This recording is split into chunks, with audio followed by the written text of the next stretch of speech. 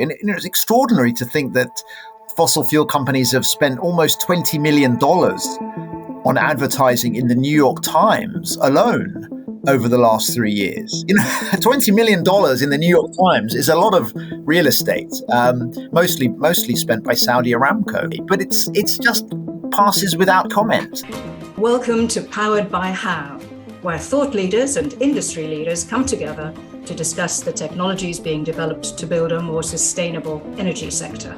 This podcast series is brought to you by Reuters Plus in partnership with Aramco, a leading global energy producer. At what point do you not just say enough is enough? I mean, last summer, there were blazing wildfires across Canada and the smoke had wafted across into the US, into New York. You could smell it in the Reuters Times Square headquarters.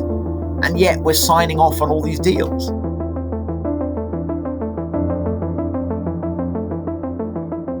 Hello and welcome to In Focus. My name is Noor Gantus and I'm the Associate Editor at FairPlanet.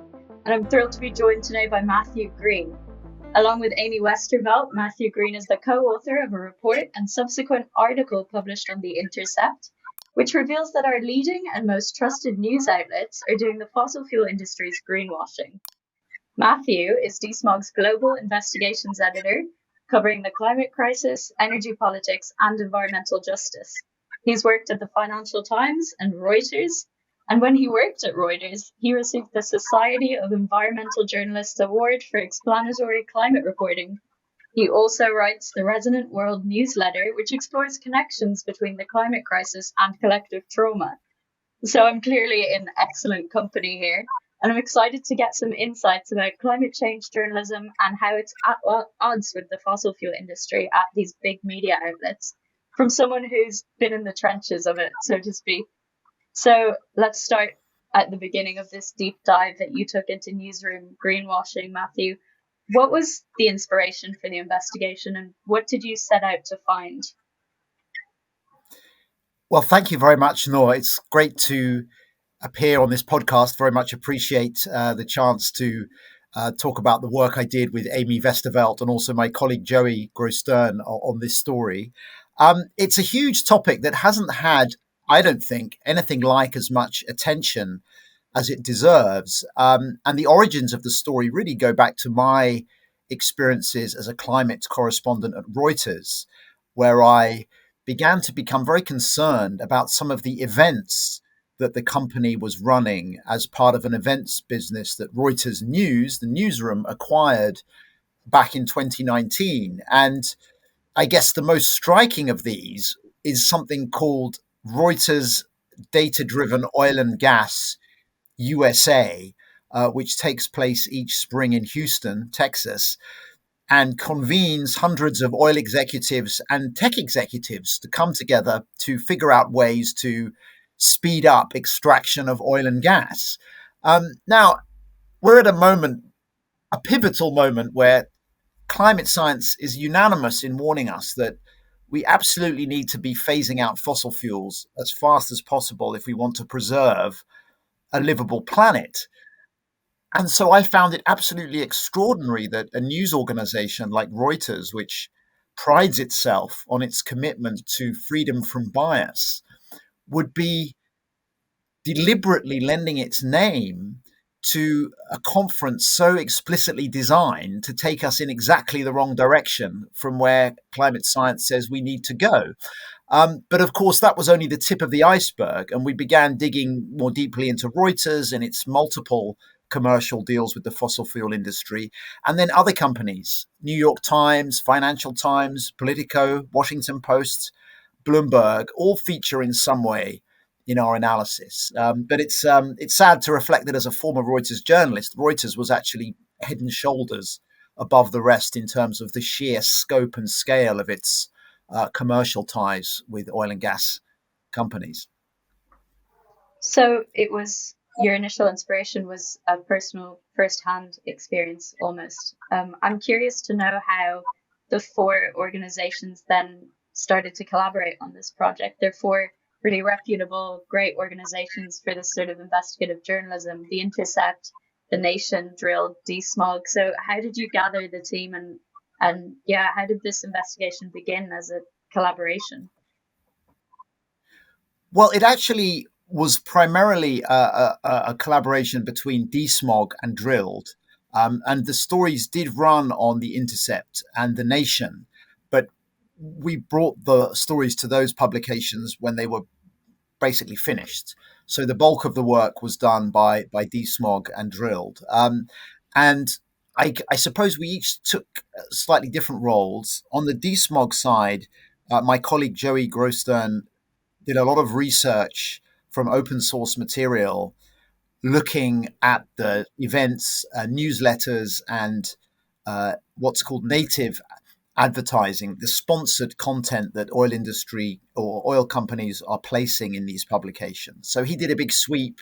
Took him some months to really build a comprehensive picture, which he analyzed in various spreadsheets.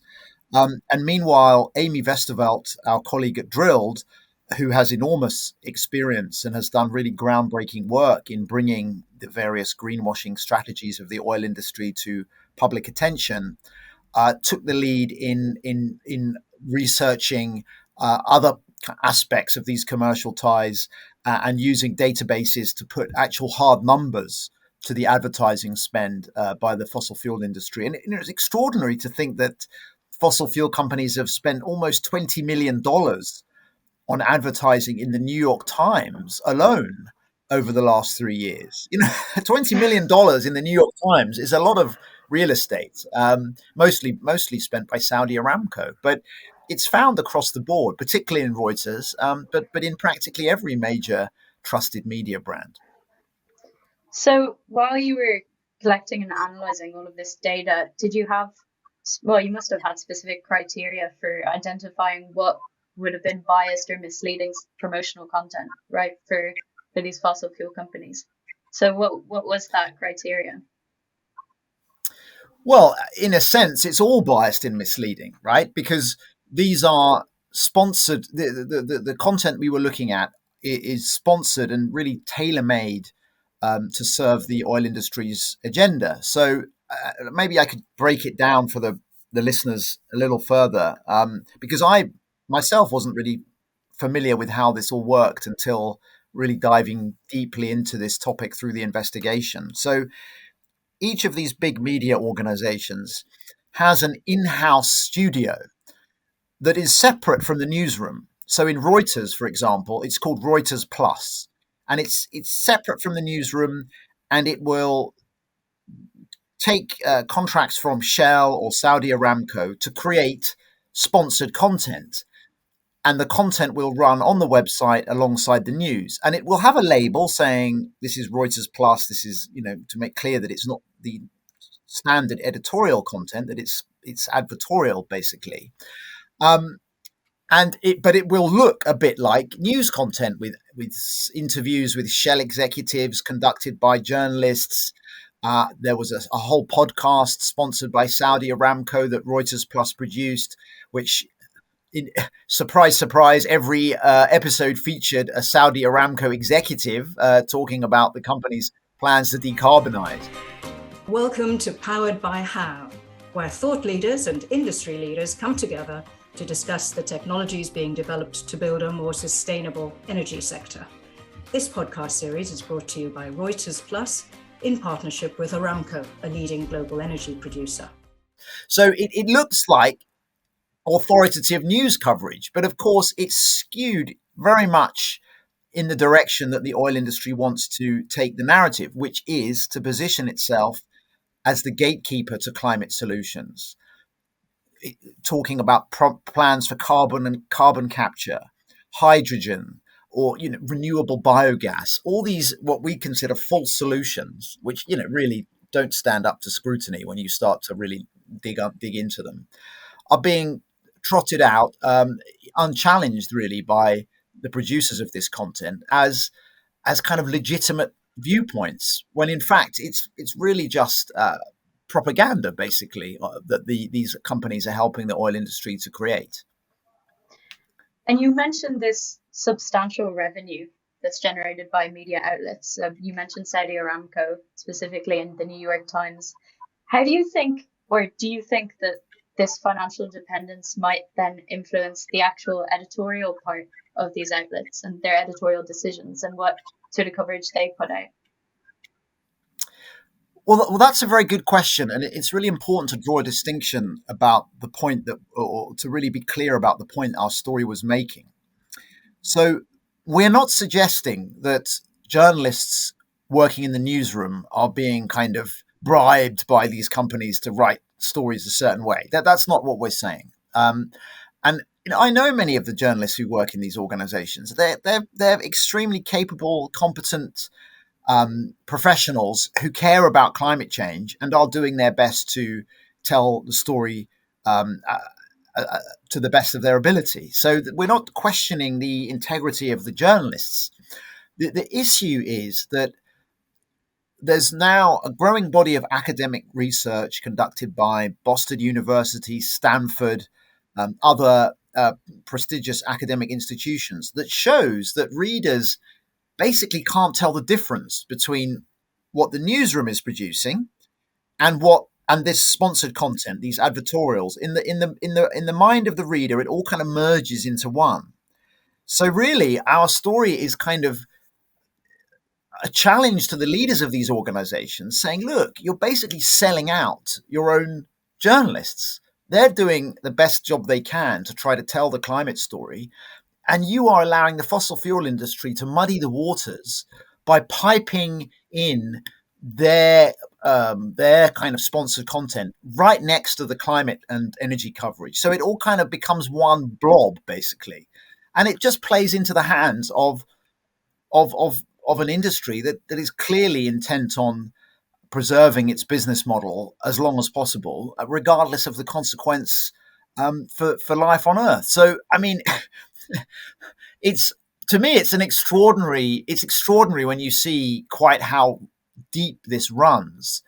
And I know there's many people in these news organizations who are very unhappy about it, but these organizations are not democracies, and they don't generally take kindly to people challenging senior leadership on how things are done. Did you get a big response from your colleagues, essentially these journalists at these outlets, in response to your investigation? They must also echo these frustrations, right? That these big media organizations are selling out, essentially. Yeah, well, absolutely. I mean, I had emails, particularly from former colleagues at Reuters, who were horrified because they didn't actually realize that this was going on, because these are huge organizations. They employ thousands of people. The Reuters Plus is something that, a lot of people barely aware that exists, right?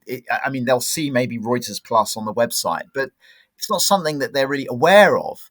Likewise, these big industry trade shows and conferences that are hosted by Reuters Events to serve the oil and gas industry, they're not advertised to the general public. You can find the website if you know where to look, and they're obviously very much industry-facing events. So a lot of the journalists reading this were horrified to realize that the good name that generations of Reuters journalists have established through often taking great physical risks, covering conflicts and wars, right up to the war in Gaza right now. They were horrified to realize that the reputation for credibility and impartiality and fact-based journalism that has been established over generations is basically being sold to the fossil fuel industry. And yeah, but I mean, that's partly why I left Reuters, right? But I was lucky to find an alternative place to practice journalism that doesn't face the same conflicts. But yeah, for sure, many of my colleagues who are remaining in the organization do feel very conflicted about this.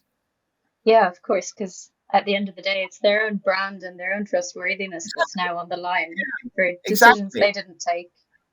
Exactly. Yeah. And I would really challenge the senior leadership, the management teams, editor-in-chief Alessandra Galloni, who, I know I've worked with her. Like, if those senior leaders actually took a stand on this and said, look, these conferences, this native content is really undermining our credibility and our reputation for climate coverage, it's got to stop. I'm pretty sure the parent company, Thomson, would take note of that, but that would require that the senior leadership team take a stand. And so far, unless there's something going on behind closed doors, which I don't know about, and I think I probably would know about it because I know quite a few people in those rooms, it's not happening. So that's where we stand, and that's where we are. And I just find it incredible that Reuters can trumpet the fact it's organizing a climate conference or climate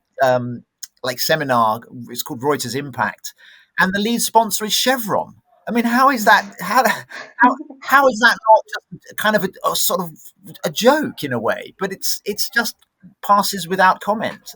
So yeah, I think the story did shake things up a little bit. It did make some people take notice of this problem. But whether they will find the spine to actually do anything about it, I guess, is remains to be seen. Yeah, and on responses to your investigation, did you hear anything from the fossil fuel industry or the media, the media outlets themselves, Reuters themselves, about these revelations? Well, I mean, of course, we do our due diligence, and we spoke to all of the media companies that we wrote about in the stories and an accompanying report, which Amy led the way producing, called "Readers for Sale," which I thought was a very apt title that she came up with, and the subtitle was "The Media's Role in Climate Delay." So, yeah, we certainly went to all of them officially and asked for comment. And most of them came back and say what they always say, which is, well, the commercial division is separate from the newsroom, which touches on the point we were discussing earlier. But in a way, that argument completely misses the point, because the issue is that it may be separate, but the readers can't tell the difference. And these multiple peer-reviewed studies have shown this. They there was a study done at Stanford University showing students, who at Stanford are pretty, one would assume, fairly switched on.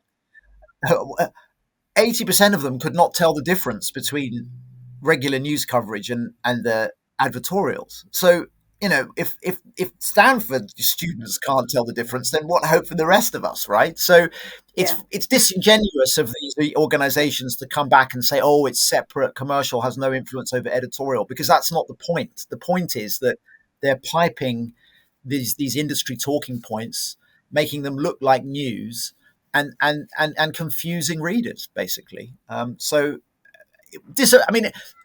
Disappointing responses, but not super surprising, I guess.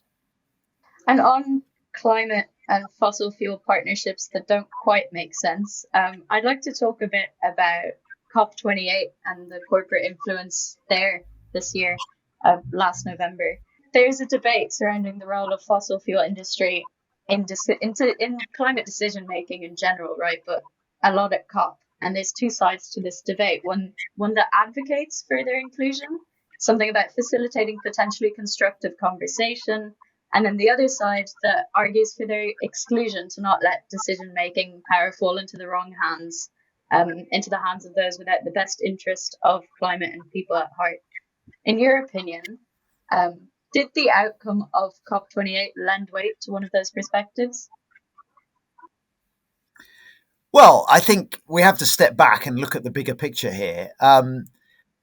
The fossil fuel industry is the wealthiest, most powerful industry that's ever existed on the face of the planet, right? So it's wielded enormous power for decades and bought politicians on both sides of the aisle in all the major democracies, right? So just the scale of the influence that this industry has is mind-boggling, and that's partly, well, it's the main reason why we're in the climate crisis that we're in, because all of our reporting and reporting by many others demonstrated that they were aware of the climate crisis actually back into the 50s. We've now established with recent DeSmog reporting and others.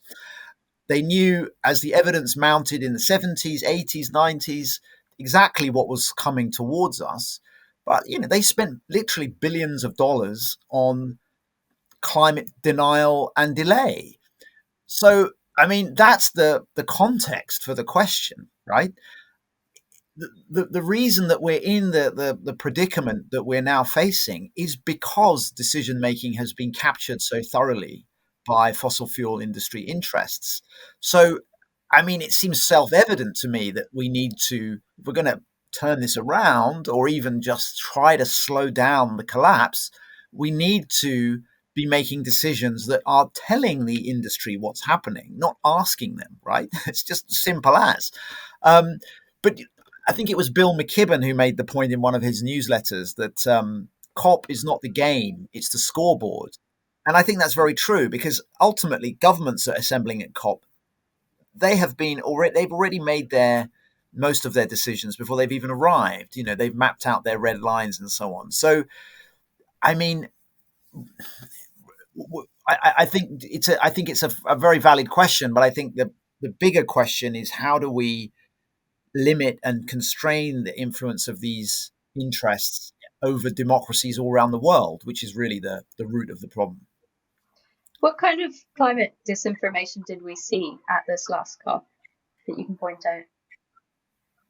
Well, I was, just to be clear, I wasn't actually at COP28 personally, but I was obviously tracking it from London. I mean, there's lots of ways we could answer that, but I think the one that strikes me as the most insidious is this positioning of the fossil fuel industry as the gatekeeper to climate solutions, particularly through promises of carbon capture, which is a technology that has been around for 50 years, but has overwhelmingly been used up to now to capture carbon, to pump it back into declining oil wells, to wring out every last drop of production from these aging fields. So it's really just a way of pumping more oil, right? But it's now being rebranded by the fossil fuel industry as a climate solution. And there was a lot of talk about carbon capture, of course, at COP28, and a lot of talk about carbon capture in all these advertorials that the media has been so happily running in the run up. But I mean, the glaring problem with carbon capture is that it would have to be deployed on such an epic scale to make any kind of difference to global emissions. It would literally be like building an entire oil industry in reverse in the next 2 to 3 decades. And that isn't going to happen. So every time we talk about carbon capture and storage as a kind of viable approach, we're just playing into the hands of fossil fuel interests who want to just keep the show running as long as they can before everything falls apart, basically. But yeah, I mean, that was just one strand. There's others we could probably pull on, but that's the one that I track most closely. And how would you envision beginning to hold media outlets and the fossil fuel industry accountable for all of this disinformation and all of this confusion that general people have to face when trying to navigate this climate crisis? Yeah, well, I mean, the media, various parts of the media have been trying to hold the fossil fuel industry account for a long time. I think the really interesting conversation is around these enablers in a way, and the media and parts of the media form one part of that ecosystem, as we've seen through our reporting. But there are other important elements. The advertising and public relations industry, for example, is a hugely important enabler of the fossil fuel industry through campaigns that help to portray big oil and gas companies as a lot, well, they're certainly not green, so even saying they're greener is kind of misleading, but to portray them as kind of essentially renewable energy companies, and to show that they're on some kind of fast track to decarbonisation, when we know that they're going in the opposite direction. So and the public relations activity that happens outside the public eye, the lobbying and the influence campaigns, that's a huge part of what keeps the fossil fuel industry so inoculated from criticism and pressure as it is. Likewise, law firms, accountants, management consultants, there's this whole set of enabling organizations which in some ways have not really been part of the climate accountability conversation until relatively recently, and also interestingly are often more sensitive to criticism. ExxonMobil and Shell are pretty inured to being pointed to as bad actors. But that's less the case for, say, an advertising company or Reuters. They're not used to being the story as opposed to telling the story. But I do think we need a lot more scrutiny of big media organizations, because they just play such a systemic role, and they haven't been subject to much scrutiny from a climate accountability perspective until now. So do you think media partnerships with fossil fuel companies require some sort of broader industry reforms, guidelines, or regulations maybe to address these conflicts of interest? Well, I don't know whether it's a case of regulations. I mean, I would have thought that it should be incumbent upon these companies to just see what the. I mean, there are people at these companies who are in charge of ethics and standards, whose job it is to think through these kinds of dilemmas. But they're obviously rather inconvenient dilemmas to have to face. It's much easier to confine your concept of ethics to, is there enough balance in a particular story? Have we gone to every party mentioned for comment? I mean, that is one layer of journalistic ethics. But the much bigger question is around what is the systemic role of or responsibility of these hugely powerful, influential companies at this time. And I don't see many people in these institutions asking those kinds of questions. And that was partly why I left, because I just found the cognitive dissonance. It's like, we're in this enormously important systemic global media organization, but we don't like to talk about our own role.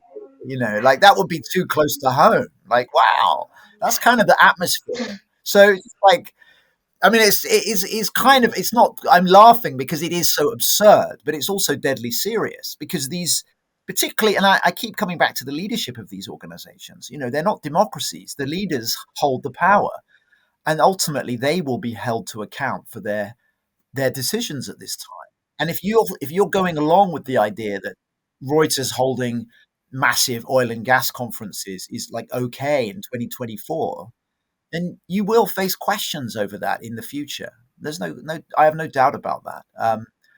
And in some ways, I feel almost sorry for the people in these roles who don't feel empowered enough to stand up and actually take an ethical stance.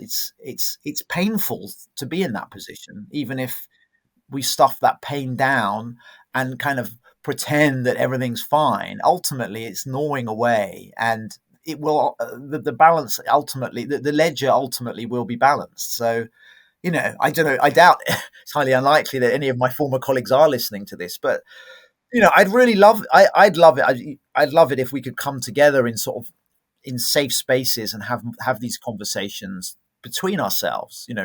I could write stories from outside the castle gates, and some people inside will read them. But we need a bigger idea about how we transition and how we actually help one another to navigate this, because we're all conflicted actually in some ways. It's like I don't have all the answers, but I just want to see a dialogue where we can look at honestly at what's going on and try to help each other to come to some kind of new way of thinking and acting that is more in alignment with the actual situation that we're in right now.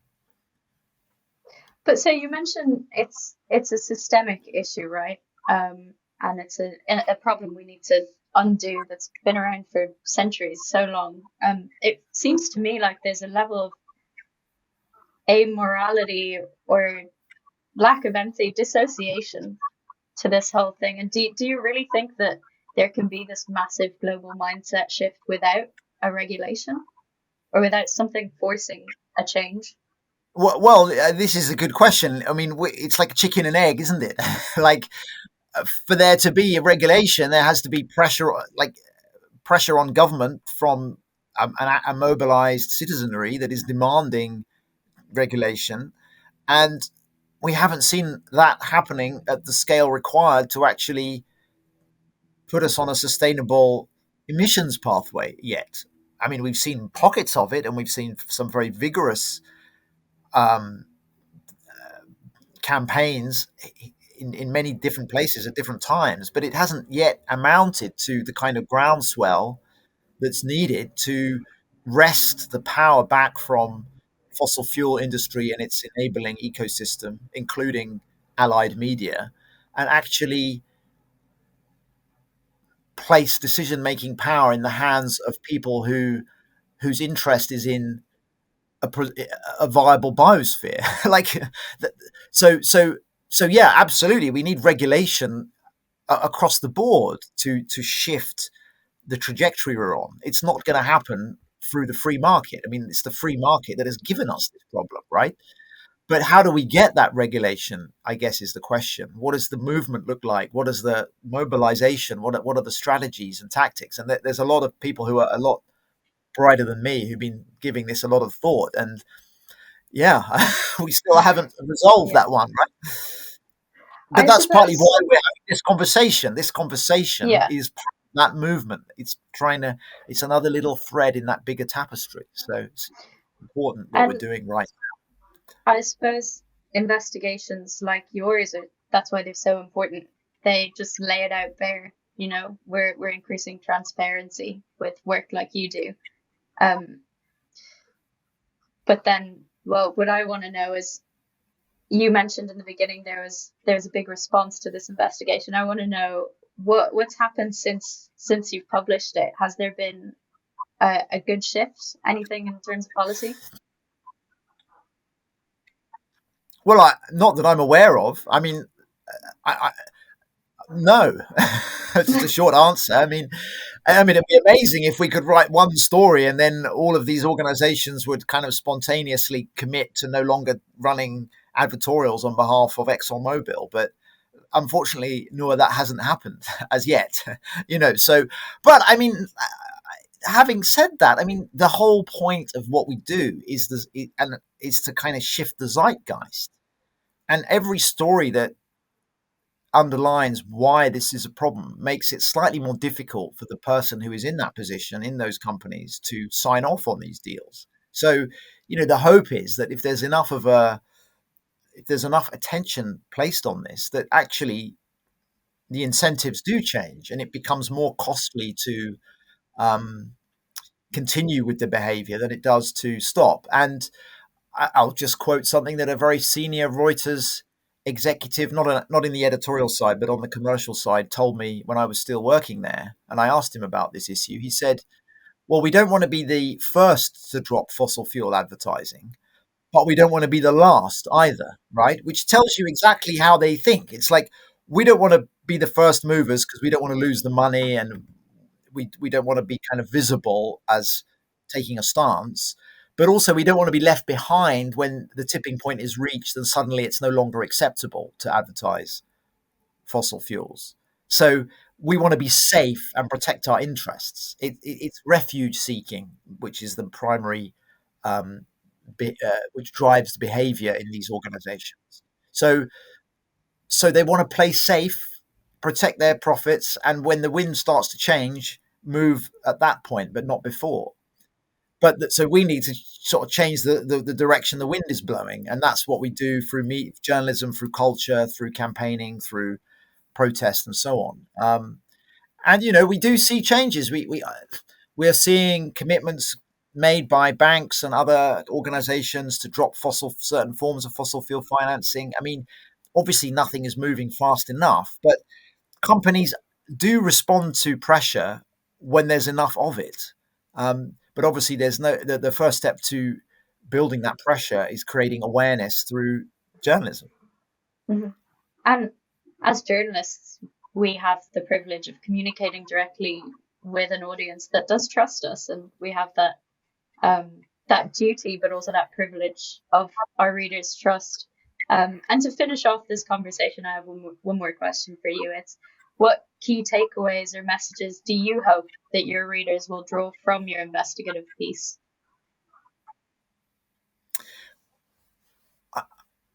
Really, I think it's to see the sheer scale and insidious nature of the fossil fuel industry's capacity and intent to shape public understanding of the problem in a way that will protect their bottom line, regardless of the impact on the climate. I mean, that's what we're up against. I mean, it's transparently obvious from this story and many others. But the thing that's so almost astonishing to me is that understanding has not really sunk in many newsrooms, right? I mean, look at Reuters. This is a company that has been around for 170 years, has always prided itself on the commitment to freedom from bias. That principle is enshrined in what are called the trust principles, which were adopted during World War II to protect Reuters' independence. So this is supposedly part of the DNA of the organization. But there is this enormous blind spot when it comes to the climate story, because in any reading of impartiality, to side with one side in the fight, i.e., the fossil fuel industry, and not only allow them to publish misleading content on your platform, but literally organize events to help them speed up extraction of oil and gas, seems to me to be a complete violation of that cherished principle. I can't really think of any more like No, I was going to flagrant say, violation. It's I just don't so think. like yeah. But you see, you mentioned the word dissociation earlier, which is very interesting to me because from my work on trauma, and I think to some extent to rise up the ranks of these organizations into leadership positions, you have to be quite dissociated. You have to be able to just say, "Oh, look, like it's called in psychology disavowal. It's where you know something to be true intellectually, but you behave in a way that doesn't acknowledge that reality. And, that's the climate crisis in a nutshell. We're all doing it in different ways, right? I mean, I do it myself, right? I put petrol in the car.